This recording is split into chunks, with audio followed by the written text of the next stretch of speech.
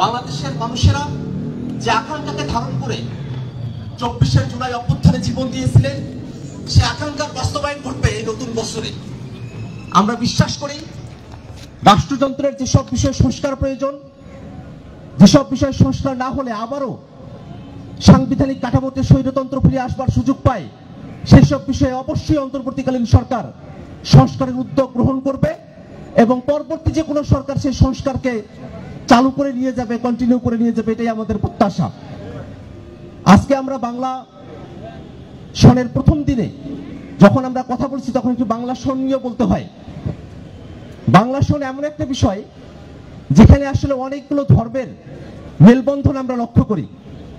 বাংলা সনের শুরুতেই যেমন হিজরতের কথা আছে, রাসূল সাল্লাল্লাহু আলাইহি ওয়াসাল্লাম যখন মক্কা থেকে মদিনায় হিজরত করেন সেই দিন গণনা থেকে হিজরি সনের যেমন একটা হিসাব আমরা চান্দ্র মাসের ভিত্তিতে পেয়ে থাকি, সৌর মাসের ভিত্তিতে কিন্তু ঠিক কতদিন হলো, কত বছর হলো হিজরতের সেই হিসাবটা আমরা পেয়ে থাকি বাংলা সন গণনার মধ্য দিয়ে। যমুনা ইলেকট্রনিক্স ঈদে ডাবল খুশি অফার সিজন 3, যে কোনো পণ্য কিনলেই পাচ্ছেন নিশ্চিত ঈদ উপহার। এই বাংলা সনের সঙ্গে বৌদ্ধ ধর্মের, হিন্দু ধর্মেরও ওতপ্রোত সম্পর্ক রয়েছে।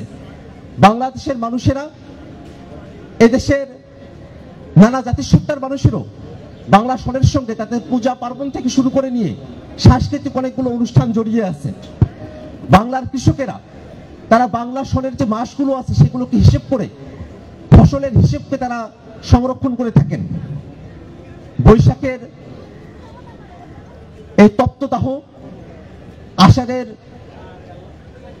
বৃষ্টি বাদল, হেমন্তকাল থেকে শুরু করে নিয়ে শীতের যে সময়, প্রত্যেকটা বিষয় আমাদের ষড়ঋতুর যে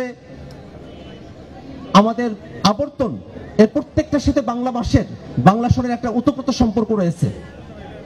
আমরা অনেক ক্ষেত্রেই বাংলা সনকে ভুলে যাই, অথচ আমাদের কৃষকের যারা এখনো প্রান্তিক পর্যায়ে গ্রাম অঞ্চলে চাষাবাদের আয়োজন করেন তারা কিন্তু বাংলা সনের হিসেবেই তাদের চাষাবাদগুলো সম্পন্ন করে থাকেন। অনেক ক্ষেত্রেই বাংলা সনকে অবহেলার মধ্য দিয়ে যেতে হয়। আমরা প্রত্যাশা করব রাষ্ট্রীয় পর্যায়ে এবং বিভিন্ন সাংগঠনিক কাজে আমরা যেন বাংলা সালের গুরুত্ব অনুধাবন করি এবং বাংলা সালকেও আমরা আমাদের দৈনন্দিন জীবনে কাজের ক্ষেত্রে আমরা প্রয়োগ করতে থাকি, এটাও আমাদের প্রত্যাশা থাকবে। একই সাথে বাংলাদেশের সকল ধর্মের, সকল বর্ণের, সকল সম্প্রদায় এবং গোত্রের মানুষেরা